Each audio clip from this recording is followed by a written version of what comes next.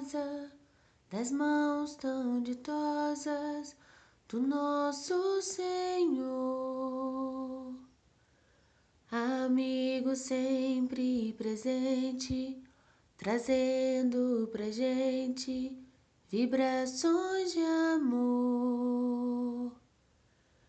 Irmão Virgílio, trabalhando com fervor. Irmão Virgílio, nosso fiel servidor. Sob o som da sua voz, a médium veloz a registrar tudo que a alma implora e o corpo necessita para se curar. Irmão Virgílio, trabalhando com fervor.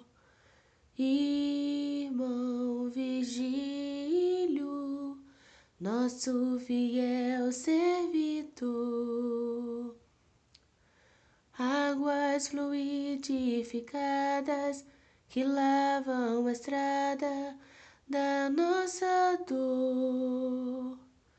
Bálsamo em forma de luz que a todos conduz ao nosso Senhor. Irmão Virgílio, trabalhando com fervor. Irmão Virgílio, nosso fiel servidor. Irmão Virgílio, trabalhando com fervor. Irmão Virgílio, em doações de amor, em doações de amor.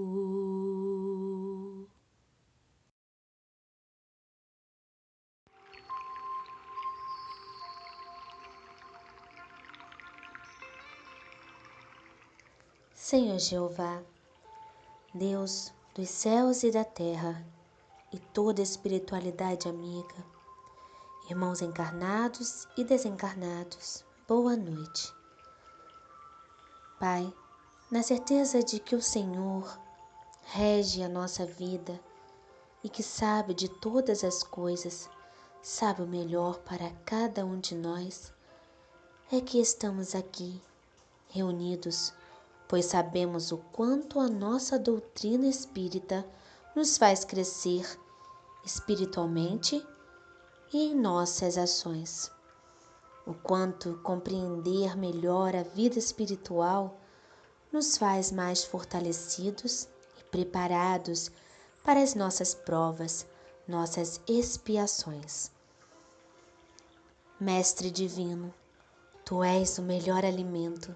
Só em Ti encontramos a fortaleza para o dia, o melhor proceder, a certeza de dias melhores e guia de caminhada, o nosso escudo de todas as horas. Esteja conosco, Senhor, neste momento de estudo. Ajude-nos a compreender a palavra e auxilie com as Tuas luzes celestiais a nossa irmã responsável pelo estudo desta noite. Permaneça em nós, Senhor. Que assim seja.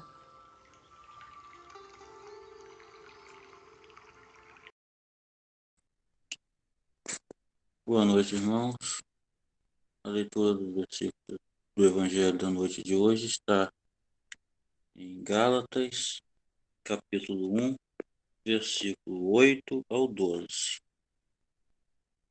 Mas ainda que nós mesmos, ou um anjo do céu, vos anuncie outro evangelho, além do que já vos tenho anunciado, seja anátema. Assim como já vos dissemos Agora de novo também vos digo, se alguém vos anunciar outro evangelho, além do que já recebeste, seja anátema. Porque persuado eu agora a homens ou a Deus? Ou procuro agradar a homens? Se estivesse ainda agradando aos homens, não seria servo de Cristo. Mas faço-vos saber, irmãos, que o evangelho que por mim foi anunciado não é segundo os homens, porque não o recebi nem aprendi de homem algum, mas pela revelação de Jesus Cristo. Que assim seja. Boa noite a todos. Nós estaremos hoje estudando o Livro dos Espíritos, como temos feito toda segunda-feira. Na semana passada, a nossa irmã Ana Clara encerrou o capítulo 3 da primeira parte do Livro dos Espíritos, que falou sobre a criação. E hoje nós vamos entrar no capítulo 4 da primeira parte, que vai falar sobre o princípio vital. Esse é o último capítulo deste primeiro livro, do Livro dos Espíritos. E no capítulo 4, nós vamos ter 3 visões de temas. Nós vamos falar primeiramente sobre os seres orgânicos e inorgânicos, a vida e a morte, inteligência e instinto. Então, nessa primeira parte, nós começamos com o seguinte esclarecimento sobre seres orgânicos e inorgânicos. Os seres orgânicos são os que têm em si uma fonte de atividade íntima que lhes dá a vida. Nascem, crescem, reproduzem-se por si mesmos e morrem. São providos de órgãos especiais para a realização dos diferentes atos da vida. Órgãos apropriados de suas necessidades de conservação, compreendem os homens, os animais e as plantas. Os seres inorgânicos são todos os que não possuem vitalidade nem movimentos próprios e que se formam apenas pela agregação da matéria. Tais são os minerais, a água, o ar, etc. Então, nessa primeira parte, nós já vemos aqui... Desculpa, irmãos, eu estou permitindo a entrada aqui. Nessa primeira parte, nós já temos aqui a diferença entre seres orgânicos e inorgânicos. E o que dá para perceber logo inicialmente é que os seres orgânicos são os seres do meio animal e vegetal, que são todos aqueles que possuem vida, desde as menores partículas que conseguem reter a vida, até os seres mais complexos, como os animais, dos quais nós fazemos parte. Então, nós vamos à primeira questão dessa parte, que é a questão de número 60. É a mesma força que une os elementos da matéria nos corpos orgânicos e inorgânicos? Sim, a lei de atração é a mesma para todos. Então, nessa primeira questão aqui, os irmãos já explicam a Kardec que a lei que consegue se manter tanto nos meios orgânicos quanto inorgânicos para a constituição dos corpos é a lei de atração. Essa lei que é responsável pela união dos elementos que compõem tanto as matérias orgânicas quanto inorgânicas. Na questão 61, Kardec pergunta aos espíritos: há diferença entre a matéria dos corpos orgânicos e a dos inorgânicos? Os irmãos nos respondem: a matéria é sempre a mesma, mas nos corpos orgânicos ela está animalizada. Ou seja, o princípio material é sempre o mesmo, como a gente já estudou tanto no capítulo 2º quanto no 3º, que são, respectivamente, os elementos gerais do universo e sobre a criação. A matéria, que é a base de tudo, é originada da matéria universal primitiva, tanto dos seres orgânicos quanto inorgânicos. Toda matéria ela é proveniente da matéria universal primitiva. No capítulo 10 do livro A Gênese, que é o livro que a gente tem usado aqui, que a gente vai usar hoje como complemento ao livro dos Espíritos,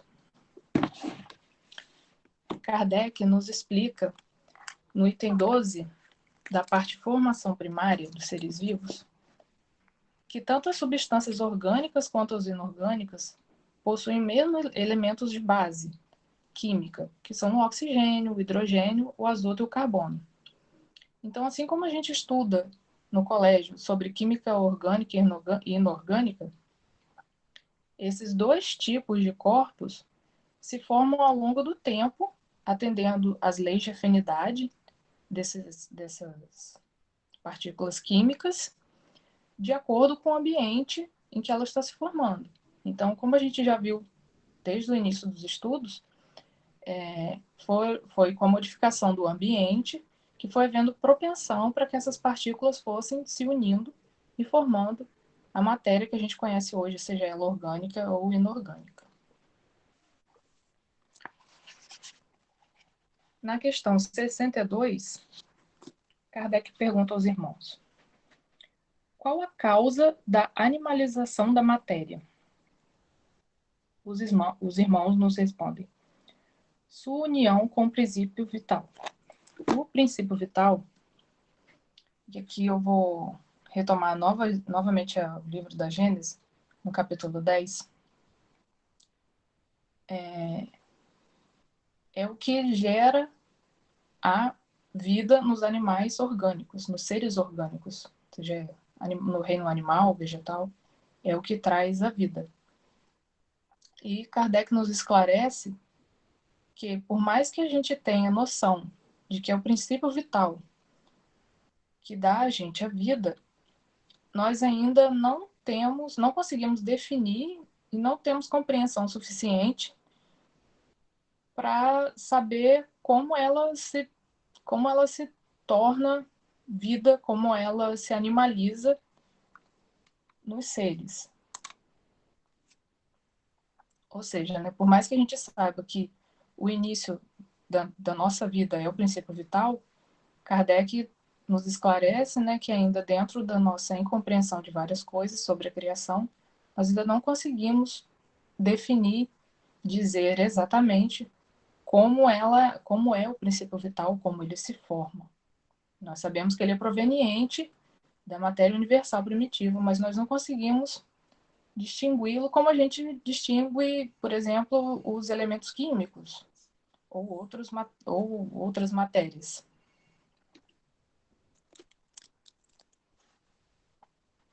Na questão 63, Kardec pergunta: o princípio vital reside em algum agente particular ou é apenas uma propriedade da matéria organizada? Numa palavra, é efeito ou causa? Nós temos a resposta dos irmãos: uma e outra coisa. A vida é um efeito produzido pela ação de um agente sobre a matéria. Esse agente, sem a matéria, não é a vida, do mesmo modo que a matéria não pode viver sem esse agente. Ele dá a vida a todos os seres que o absorvem e o assimilam.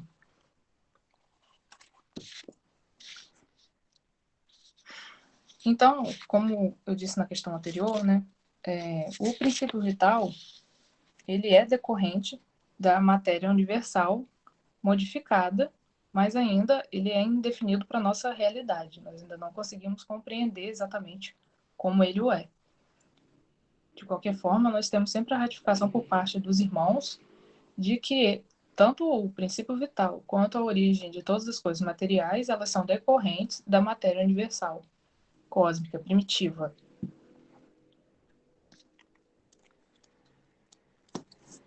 Na 64A, Kardec questiona novamente aos irmãos. Parece resultar daí que a vitalidade não tem seu princípio num agente primitivo distinto, mas numa propriedade especial da matéria universal, devido a certas modificações. nós temos a resposta, isto é, a consequência do que dissemos. Ou seja, o princípio vital, ele se modifica, ele é modificado para atendimento das nossas funções, né? Que é a função especial nossa, que é nos dar a vida. Dar vida aos nossos órgãos e a tantos outros seres orgânicos que nós temos na Terra e em outros planetas. Só que nós temos que atentar é que o fluido vital, ele é de uma forma aqui, que nós somos seres ainda mais brutos. Ele se dá de outra forma em planetas mais evoluídos, como Júpiter, por exemplo. Em planetas que ainda não estão no mesmo nível de evolução do que a gente, estão caminhando ainda para chegar ao mesmo nível do que a Terra. Ele vai ser mais bruto para atender sempre a necessidade de encarnação daqueles irmãos. Quanto mais bruto o corpo, quanto mais ignorante ainda o espírito, mais bruto também e deve ser o princípio vital para atender também a realidade daquele irmão. Assim como para as coisas do nosso planeta, que ainda são extremamente brutas, se comparadas a de outros irmãos que já estão num grau evolutivo infinitamente maior do que o nosso. Né? Há irmãos que não têm mais hoje, há espíritos que não têm mais hoje necessidade de toda essa matéria que a gente tem, dessa alimentação que a gente tem. Há planetas com uma alimentação muito mais fluida do que a nossa, com corpos muito mais fluidos do que os nossos.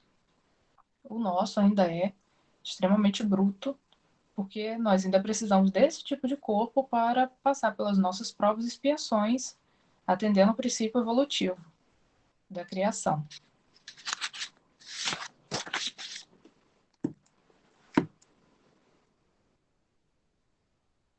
Indo agora para a questão 65. O princípio vital reside num dos corpos que conhecemos? Os irmãos respondem: ele tem sua fonte no fluido universal. É o que chamamos de fluido magnético ou fluido elétrico animalizado. É um intermediário, o laço entre o espírito e a matéria. Então, como a gente já falou aqui, o fluido universal ele tem como fonte, né, a matéria primitiva, matéria universal primitiva. E eu vou fazer aqui um adendo utilizando novamente o livro da Gênesis. No item 2 do capítulo 14 da Gênesis, ele trata sobre o fluido cósmico, e que ele classifica, Kardec classifica como uma matéria elementar. E nessa classificação, Kardec fala que essa matéria ela pode se dar, nós podemos dividi-la em duas partes, né? Na verdade, ela se dá em duas partes, que é a eterealizada, que é o tipo de matéria imponderável, que é o que se encaixa o fluido vital, que é aquela matéria que ela existe, mas para a gente ainda não é possível de ver, de tocar, de saber como ela o é, e o materializado, que é o ponderável, que é o que nós conhecemos, né?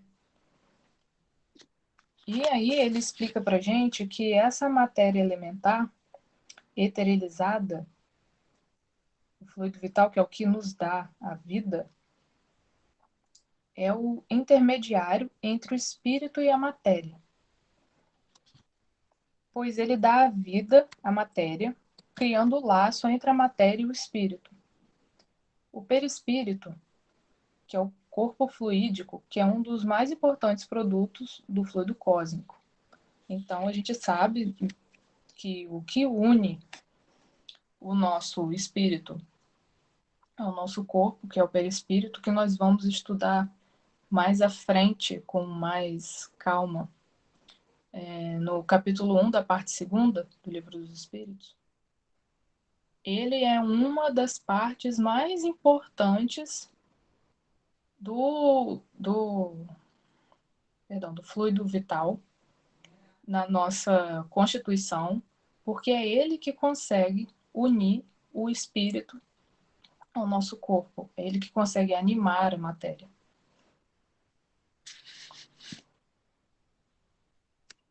E ele ratifica até uma coisa que nós dissemos aqui antes, que é este envoltório fluídico, que é o perispírito, ele tem que estar de acordo com o meio e o grau evolutivo do espírito. Ou seja, a gente aqui ainda precisa de um perispírito muito mais bruto, muito mais condensado do que irmãos de outros planetas mais evoluídos. Como a gente sempre fala, né, a matéria decorrente do fluido universal, do fluido cósmico primitivo, ela sempre vai se adequar à necessidade daquele espírito, se ele é mais evoluído, se ele ainda está numa situação semelhante à nossa, ou até um pouco mais inferior, dependendo do planeta ao qual ele habita. E uma coisa que a gente tem que deixar claro é que o fluido vital, para ele trabalhar, para ele funcionar, ele precisa do corpo, ele precisa da matéria. Os irmãos esclarecem para a gente que ele se torna vida, por assim dizer, quando há essa união com a matéria. Não só do corpo humano, mas, por exemplo, das plantas, dos animais. Para ele ser a vida, ele precisa da matéria para ele trabalhar. Então, o corpo material, mais uma vez, seja ele do meio vegetal ou animal, ele é um ser orgânico, mas que ele só consegue respirar, ele só consegue, né, ter o movimento, ter a vida com o fluido vital unido a ele. Se assim não for, ele é mais um componente, né, do fluido cósmico, da matéria primitiva. Espero que tenha ficado claro, né? Por favor, irmão, se alguém tiver alguma dúvida ou quiser fazer alguma ponderação, sugestão, enfim, coloquem, por favor, no chat. Na questão 66, Kardec pergunta: o princípio vital é o mesmo para todos os seres orgânicos? Sim, modificado segundo as espécies. É ele que lhes dá movimento e atividade e os distingue da matéria inerte, pois o movimento da matéria não é a vida. Ela recebe esse movimento, não o dá. Que é o que nós falamos aqui anteriormente, né? A matéria, ela só se movimenta, ela só possui a vida quando o fluido vital se une a ela. E claro que o fluido vital ele vai ser diferente, vamos supor, o fluido vital de um ser humano, ele é diferente de um cachorro, de um gato, das plantas, porque o fluido vital ele se adequa à matéria ao qual ele vai levar a vida. Assim como também há a modificação de acordo com a evolução tanto do espírito quanto da matéria, dependendo de onde esse espírito habita.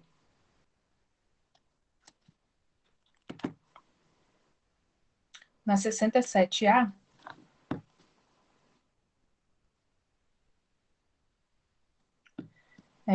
Kardec pergunta: pode-se dizer que a vitalidade se acha em estado latente quando o agente vital não está unido ao corpo? Sim, é isso. Ou seja, né, a vitalidade ela está ali preparada, né, aguardando o corpo para que ela possa iniciar o trabalho. É como quando a gente vai acender uma lâmpada. A lâmpada está ali aguardando a energia elétrica. Quando a gente coloca o dedo no disjuntor e dá a partida, né, libera aquela corrente, a lâmpada exerce a função dela, que é iluminar. Assim, a mesma coisa funciona com o fluido vital para o nosso corpo. Ele está ali em estado latente, ele está só aguardando ele ser chamado ao trabalho, digamos assim. Então, assim que ele encontra a matéria orgânica correta que ele vai levar à vida, a vida se inicia, ele começa a trabalhar. Tanto que, só para fazer um paralelo, os seres inorgânicos, as matérias inorgânicas, na verdade, né, como pedras, por exemplo, não possuem fluido vital, porque não há nelas vida latente como há nos seres orgânicos.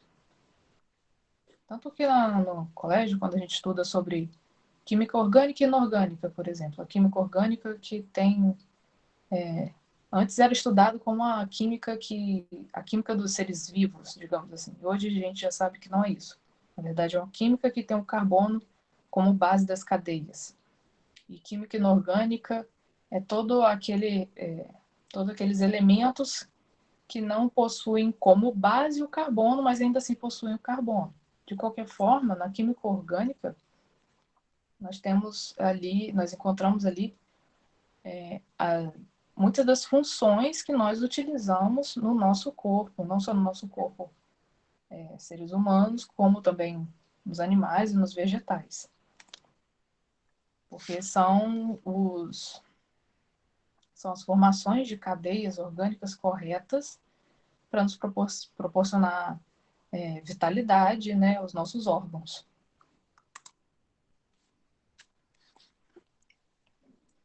E aqui os irmãos ainda fazem um esclarecimento, uma nota de esclarecimento.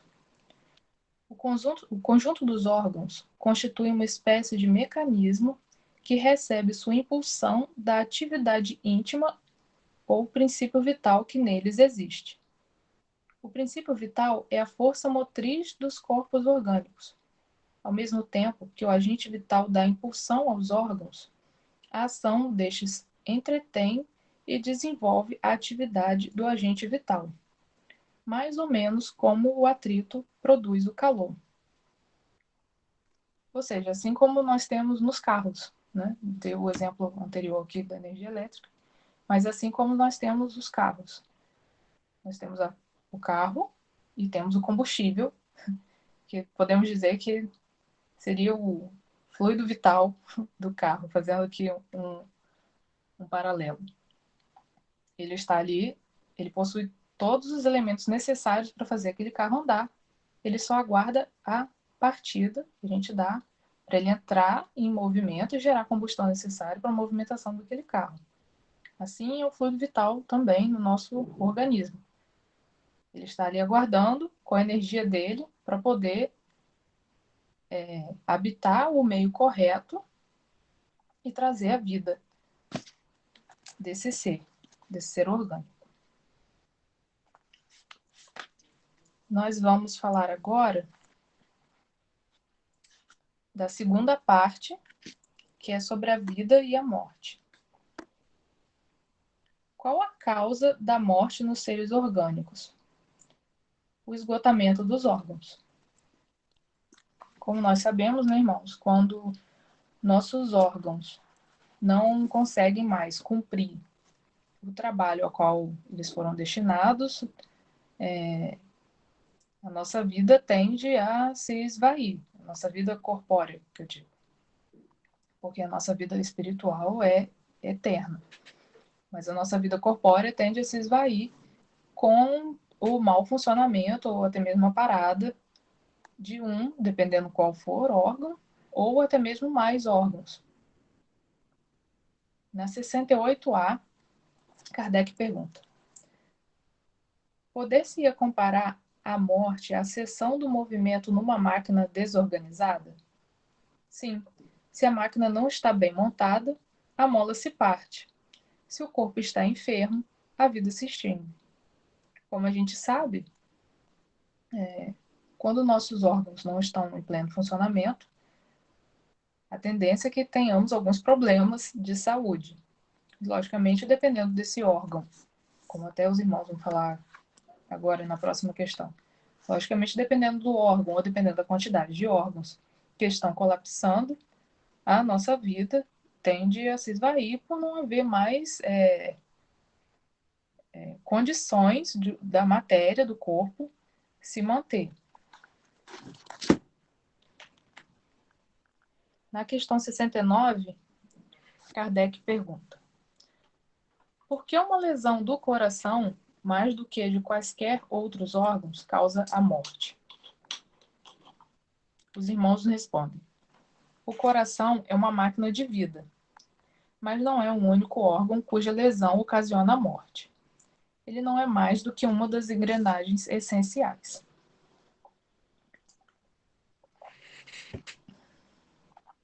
Então, como nós sabemos, o nosso coração, ele é um dos órgãos mais importantes do nosso corpo, porque é através do bombeamento dele que nós conseguimos levar sangue aos outros órgãos e aos outros tecidos, né? Ele que trabalha, gera força motriz para a irrigação do nosso corpo. Entretanto, como até os irmãos esclarecem aqui, não é só ele que tem essa função vital.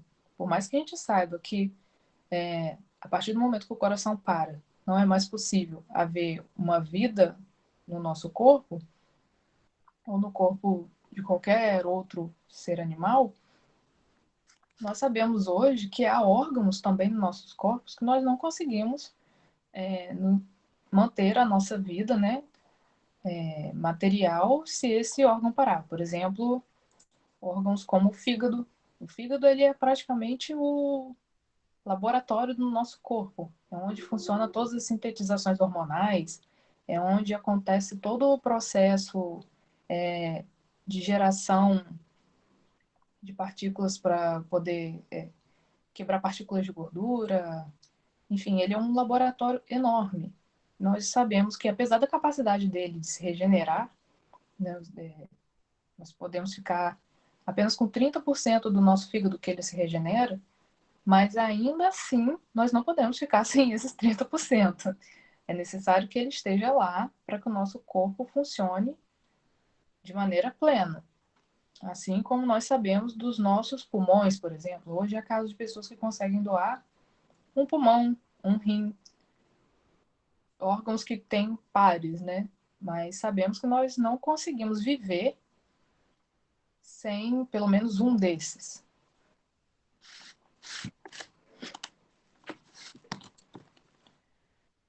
Seguindo aqui, então, na questão 70. Kardec questiona: em que se transformam a matéria e o princípio vital dos seres orgânicos quando eles morrem? A matéria inerte se decompõe e vai formar novos organismos. O princípio vital retorna à massa. Então, como nós sabemos, né, através da decomposição do nosso corpo material, nós vamos alimentar outros organismos que estão presentes na natureza, na Terra, gerando assim e dando também alimento a outros seres vivos. E o princípio vital ele vai retornar à matéria primitiva, matéria universal primitiva. E aqui nós temos um grande esclarecimento. Morto o ser orgânico, os elementos que o compõem sofrem novas combinações, de que resultam novos seres, os quais aurem na fonte universal o princípio da vida e da atividade, absorvendo e assimilando, para novamente o devolverem, a essa fonte, quando deixarem de existir. Os órgãos estão, por assim dizer, impregnados de fluido vital. Esse fluido dá a todas as partes do organismo uma atividade que opera a cicatrização de certas lesões e restabelece as funções momentaneamente suspensas. Então, quando nós nos machucamos, quebramos um osso, temos algum problema nos nossos órgãos, que através de tratamentos nós conseguimos regenerar, né, tornar novamente esse órgão voltar à função correta, porque o fluido vital está ali também operando entre nossos órgãos. E, assim, até fazer um adendo aqui, quando nós falamos sempre de mantermos nosso corpo em equilíbrio, mantermos a nossa mente em equilíbrio, é sempre bom a gente ter consciência de que como a nossa mente, o nosso espírito desequilibrado, as nossas energias desequilibradas podem afetar o funcionamento dos nossos órgãos, né? Já é conhecido pela medicina comum, pela medicina ocidental, porque antes era muito comum na medicina oriental, né? E hoje, que bom, nós estamos conseguindo assimilar isso na medicina ocidental, trazer esse conhecimento para a medicina ocidental, de que nós conseguimos somatizar coisas, né? Quando nós temos muito estresse e temos gastrite, queda de cabelo, algumas pessoas que têm problemas de compulsão alimentar, alguma desordem nos órgãos, tudo isso é porque essas energias que nós geramos em decorrência de estresse ou qualquer outra em recorrência na nossa vida, elas desalinham o nosso funcionamento do nosso fluido vital. Quanto mais, digamos, quanto mais eu utilizar de maneira inadequada a energia, minha energia, nossa energia, mais a gente vai desestabilizar os órgãos, porque a gente vai fazer muito uso da nossa energia vital, né, do nosso fluido vital. Então é muito importante e é muito bom saber que hoje, na medicina, nós temos esse estudo das somatizações, de como o desequilíbrio das nossas energias, que na verdade se dá pelo desequilíbrio do nosso espírito, né, pode influenciar o nosso corpo. Por mais que a gente hoje vá no médico e ele ainda não diga assim, isso é porque você precisa ter mais um equilíbrio espiritual maior. Mas ele vai dizer, ele vai sempre procurar um fundamento. Por exemplo, se a gente chegar no médico hoje e falar que está com dor no estômago, a primeira coisa que ele vai perguntar é como anda a nossa rotina, se a gente está trabalhando muito, se nós estamos estudando muito, temos algum problema dentro de casa que esteja nos estressando. Então, ele sempre procura o fundamento para saber de onde aquilo está sendo gerado. Né? Por mais que, vamos supor, gastrite seja um problema que possa ser gerado por má alimentação, mas muitas pessoas se alimentam bem e têm esse problema. E é sempre bom saber que nós estamos conseguindo caminhar com a nossa medicina para esse ramo, em que nos atende de maneira mais composta e não só visto como matéria. Como até, digo um exemplo particular, eu já fui a médicos para tratar de algum problema, porque os irmãos me disseram que eu tinha não só que fazer acompanhamento, né, espiritual na casa, mas também do corpo. E o médico me indicou procurar, por exemplo, meditação, yoga, fazer uma homeopatia, coisas que pudessem restabelecer a minha energia.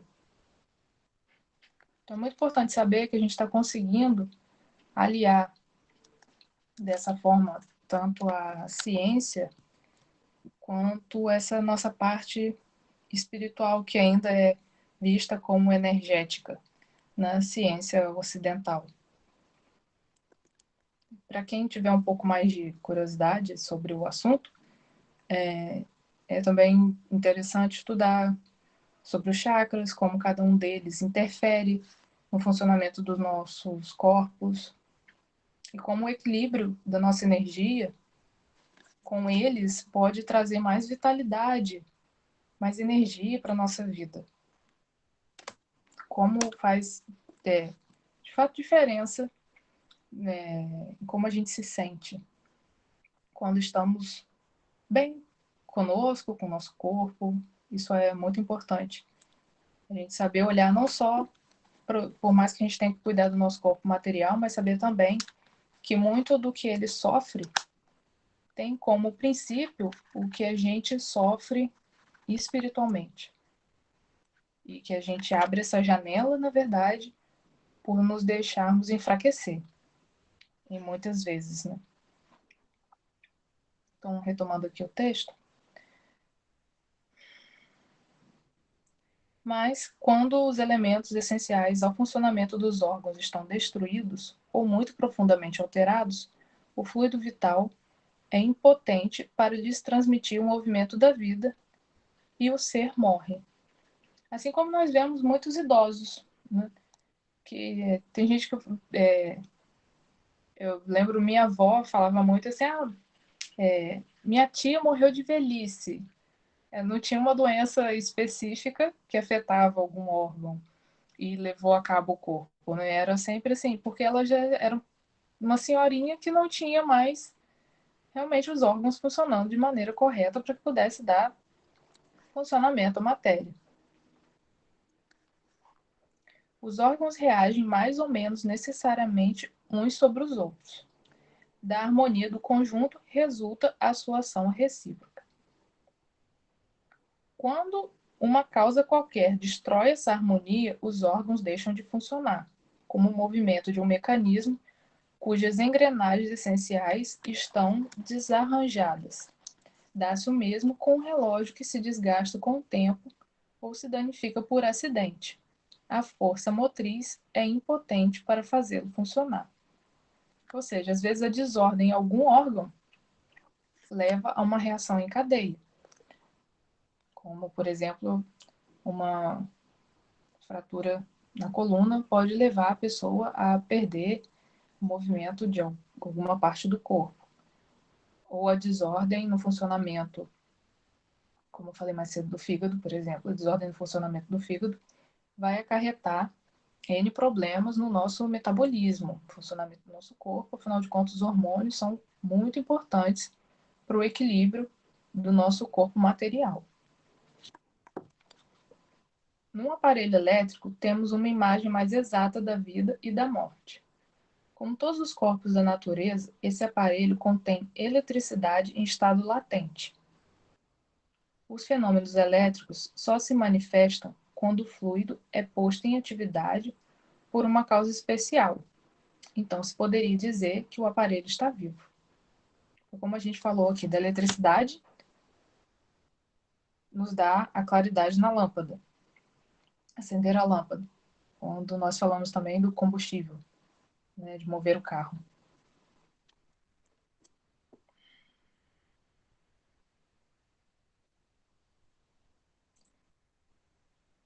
Vindo a cessar a causa da atividade, cessa o fenômeno e o aparelho volta ao estado de inércia. Os corpos orgânicos seriam, assim, uma espécie de pilhas ou aparelhos elétricos, nos quais a atividade do fluido produz o fenômeno da vida. A cessação dessa atividade causa a morte.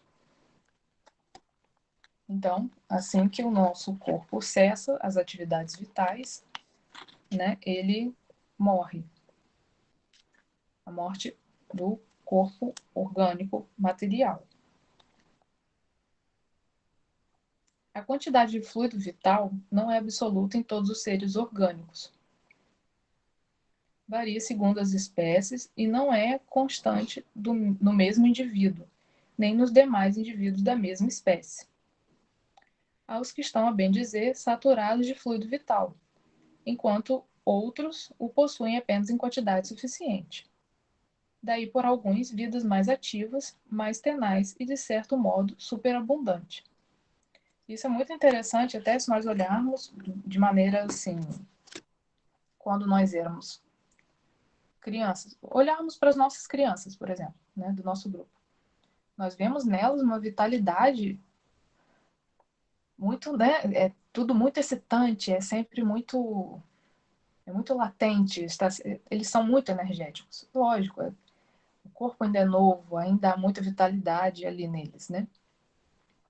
E se nós compararmos a uma pessoa mais idosa, nós vamos ver que nela também já não há tanta essa necessidade tão grande do movimento.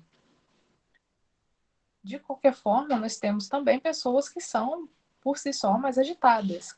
Como os irmãos falaram aqui, que tem indivíduos que são saturados de fluido vital. Tem gente que é agitado, não sabe parar, sempre precisa de alguma coisa. E aqui, gente, eu não estou falando de ansiedade, tá? Estou falando de pessoas que, por si só, são animadas, né? São agitadas, querem sempre algo para fazer, procuram sempre estar se ocupando de alguma coisa, se movimentando. E algumas outras já são mais tranquilas, já conseguem ficar mais tempo em repouso, conseguem ter mais horas de sono.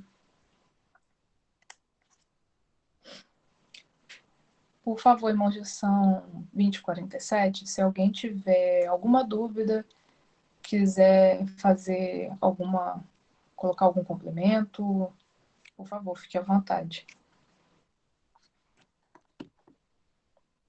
A quantidade de fluido vital se esgota.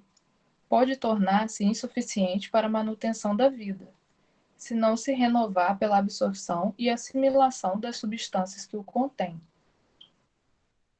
E aqui é até bom a gente, como eu falei mais cedo, a gente ter sempre em mente que para plena manutenção do nosso corpo, não só uma alimentação equilibrada, como hoje é muito corriqueira, muito falado, de nos alimentarmos bem, sem excessos. Ninguém precisa ser proibido de comer nada, mas saber comer, né, com regramento, de saber de procurar sempre dar um movimento ao corpo, para cuidar do nosso corpo. Afinal, o nosso Pai Jeová nos deu essa matéria com tanto amor, fez com tanta dedicação, se nós olharmos, né, a perfeição que é essa matéria. Então, que nós tenhamos mais cuidado, até mesmo para a manutenção da vitalidade dos nossos órgãos. E também muito cuidado com a nossa energia, com o nosso espírito. Que tipo de pensamentos e energias estamos alimentando. Né? Observarmos como o pensamento atrai sensações, essas energias para a gente. Observarmos quando até o Ademir falou ontem na palestra, né? Falou sobre sofrimento, resignação, mas ser aquele sofrimento que você não é passivo. Então, todos nós estamos passando por fases difíceis, independente de ser agora, né? Agora está muito latente por conta da pandemia, porque está difícil. É um momento difícil comum a todos. Mas, ainda assim, essa vida aqui, que a gente vive hoje nesse planeta, nós viemos aqui para isso, para saber desenvolver esse bem sofrer, né? Então, sabermos que quanto mais a gente conseguir lidar melhor com esse tipo de sentimento, com esse tipo de energia que tem nos atormentado, nos acompanhado, melhor será não só para nossa cabeça, mas também para o nosso corpo, para as nossas energias. Saber lidar com isso é muito importante. E como a Adem falou ontem, com resignação, sem ser passivo, sempre olhando para frente, sabendo enxergar essa dor, esse tipo de problema, seja ele qual for, com esperança, sabendo que nós temos todos os meios, todas as fontes de leitura, todo o apoio espiritual para conseguir lidar com isso. Então, não deixar que isso interfira também no funcionamento do nosso corpo, de maneira a contribuir negativamente, né, para nossa vida, né? Deixa eu ver aqui. Vou só finalizar aqui o texto e já vou responder a pergunta da Ana Clara. O fluido vital se transmite de um indivíduo a outro. Aquele que o tiver em maior quantidade pode dá-lo a quem o tem de menos e, em certos casos, prolongar a vida prestes a extinguir-se. Então, a Ana Clara fez um questionamento aqui. Quando fala sobre a transmissão do fluido vital, podemos entender a ação do passe desta forma. Sim, exatamente, Ana Clara. A doação de energia que nós temos no trabalho de passe, no trabalho de vibração que é feito na casa. Isso tudo é um meio de transmitir vitalidade a um irmão necessitado. Ou, por exemplo, no passe, às vezes de ajudar a reorganizar a energia do corpo daquele irmão que por vezes pode estar agitado demais e precisa ser reorganizado. Eu lembro muito, para quem teve a oportunidade de acompanhar, a nossa irmã Judicé de Maria, que falava muito sobre a transmissão dos fluidos, né? E da importância de termos essa predisposição a estar sempre dividindo energia com o outro. Isso faz parte da nossa caridade. Ora, aquele que tem em si muita vitalidade, que tem em si muita energia, um pensamento positivo, a gente percebe que a gente gosta de estar perto dessas pessoas, né? Às vezes a gente fala assim, nossa, fulano é tão animado, é tão bom estar com ele, a gente sempre se sente tão bem. E é isso, essa pessoa ela tá cheia de vitalidade, todo mundo quer estar perto, e você sai de perto dessa pessoa, você vai embora, mas você sai carregando aquela sensação boa. Então, assim como nós temos o trabalho de passe, o trabalho de vibração, às vezes com uma conversa amigável, a gente também consegue transmitir isso para o outro irmão. E por isso que é muito importante a gente estar sempre equilibrado, a gente estar sempre fortalecido, de maneira que a gente possa estar sempre passando isso ao outro que chega perto da gente. Da mesma forma que a gente gosta de estar na presença de alguém e que quando a gente vai embora a gente sente essa sensação de que você foi recarregado, as outras pessoas também que se aproximam da gente gostam de sair de perto da gente dessa forma, com essa sensação positiva.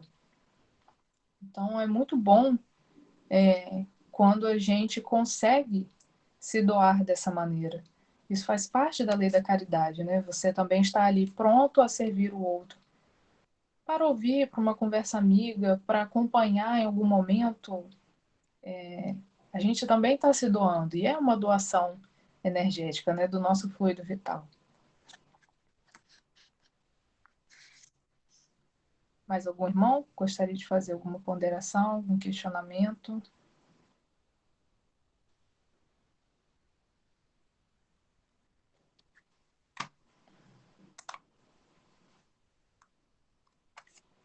Bom, sendo assim, eu vou entrar aqui no próximo tópico,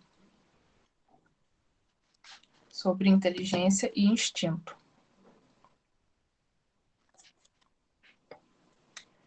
A questão 71, Kardec nos pergunta: a inteligência é um atributo do princípio vital? Não, pois as plantas vivem e não pensam. Só têm vida orgânica. A inteligência e a matéria são independentes, já que um corpo pode viver sem a inteligência, mas a inteligência só pode manifestar-se por meio dos órgãos materiais. É preciso a união com o espírito para dar inteligência à matéria animalizada. E aí os irmãos vão fazer um grande esclarecimento aqui em seguida. A inteligência é uma faculdade especial, peculiar a algumas classes de seres orgânicos e que lhes dá, com o pensamento, a vontade de agir, a consciência de sua existência e de sua individualidade, bem como os meios de estabelecerem relações com o mundo exterior e de proverem as suas necessidades. Nós tendemos a falar muito que nós somos os seres racionais, né? De fato, nós somos assim reconhecidos, né, por ter grande capacidade de raciocínio, mas nós nunca devemos também deixar de olhar para os nossos irmãos animais que nós consideramos inferiores, que na verdade não são, eles só estão aqui cumprindo também o papel deles, como nós estamos cumprindo. Por exemplo, os nossos cachorros, gatos, né, pets, animais que geralmente a gente tem em casa, a gente consegue ver como que eles têm também a parcela de inteligência deles. Logicamente, eles não têm a capacidade criativa que a gente tem, de desenvolvimento de raciocínio lógico, de criação, mas eles têm também a parcela deles de raciocínio para a manutenção da vida deles. Por exemplo, para quem tem cachorro em casa, como eu tenho, Quando vai dando o horário que geralmente as pessoas chegam em casa, eles já ficam atentos. Obrigada, Tânia. Eles já ficam atentos que o horário está chegando. E é muito interessante. Eles correm para a porta. E eles ficam super atentos para saber se nós já estamos chegando. Eles sabem os horários de passear, os horários que eles vão brincar. Eles já têm essa lógica na cabeça, logicamente não com um raciocínio igual ao nosso. E na segunda parte aqui da explicação, os irmãos colocam: podem distinguir-se assim, primeiro, os seres inanimados, formados apenas de matéria, sem vitalidade nem inteligência. São os corpos brutos. Como nós temos toda a parte geológica, né? Terra, rochas, enfim. Vou só encerrar esse tópico aqui para que possamos ouvir o nosso hino fazendo a nossa oração. Segundo, os seres animados que não pensam, formados de matéria e dotados de vitalidade, mas desprovidos de inteligência. Nós podemos falar das plantas, por exemplo. Nós sabemos que elas possuem a vitalidade, mas elas não têm a inteligência. O desenvolvimento de raciocínio, né, como um cérebro, para poder desenvolver raciocínio, as plantas não possuem. Apesar de saber que elas conseguem absorver também energia, seja boa ou ruim. A gente consegue ver uma planta morrer por conta de uma pessoa que não tem sentimentos tão positivos. E terceiro, seres animados, pensantes, formados de matéria, dotados de vitalidade e tendo a mais um princípio inteligente que lhes dá a faculdade de pensar, que são os animais. E aqui eu digo os animais, incluindo também nós, seres humanos, né? Que temos cérebro e capacidade de raciocínio, logicamente, cada ser limitado ao seu corpo, à sua existência. Né? O humano, com um cérebro bem à frente, mais desenvolvido, entretanto, também os animais que têm essa capacidade de raciocínio. Não só, como eu falei, dos pets, né, dos animaizinhos que nós temos em casa, mas também dos animais que habitam a natureza selvagem, né? Sim, exatamente, Amanda. As plantas, as plantas dos animais não terem raciocínio lógico, eles nos sentem e nos entendem. Minha mãe, por exemplo, ela tem o hábito de conversar com plantas e com as plantas dela e é incrível, porque tudo que ela bota a mão, se ela jogar na terra, cresce. Sim, e elas ficam lindas, sim. E eu tenho a impressão, inclusive, que as plantas da minha mãe reconhecem a voz dela. Porque se for minha do meu pai, não é a mesma coisa. Então, irmãos, nós encerramos aqui a questão 71 do tópico inteligência e instinto. Na semana que vem, a nossa irmã Ana Clara dará seguimento a esse tópico para que nós possamos encerrar o capítulo 4 do princípio vital da parte primeira. Agradeço a todos. Por favor, se tiverem mais alguma dúvida, esclarecimento, podem deixar disponível aqui ou colocar no nosso grupo. Vou pedir à nossa irmã Ana Clara. Imagino, Tânia. Vou pedir à nossa irmã Ana Clara que possa colocar o nosso hino de encerramento e a nossa oração. Agradecendo sempre ao nosso Mestre Jesus, ao nosso mentor Paulo de Tarso, pela oportunidade do trabalho, do estudo, de estarmos aqui nessa reunião saudável. Estamos aqui para aprender juntos, para evoluirmos juntos, se Deus quiser. Pedir a nossa Mãe Maria que possa abençoar nossos lares nessa noite e que tenhamos uma boa noite de sono, um bom descanso. E até a próxima. Eu quero ver o sol brilhar e a luz vencer a escuridão. A porta abrir, o amor brotar em flor em cada coração. A vida transpirando plena em formas naturais e os homens cada vez mais perto de seus ideais. Eu quero a paz em cada olhar, um riso aberto oferecer, a minha mão e a tua mão, edificando a comunhão. E quando olhar então a tez da vida eu possa ver mais brilho e menos fome, mais ventura em cada ser. Urge saber como posso servir, retirar as pedras do caminho. Senhor, que queres que eu faça, além de me banhar nas águas da transformação? Senhor, que queres que eu faça, do amor que quer romper as portas do meu coração, sonhando que possa varrer do mundo a face escura da opressão. Senhor, que queres que eu faça, além de me banhar nas águas da transformação? Senhor, que queres que eu faça, do amor que quer romper as portas do meu coração, sonhando que possa varrer do mundo a face escura da opressão.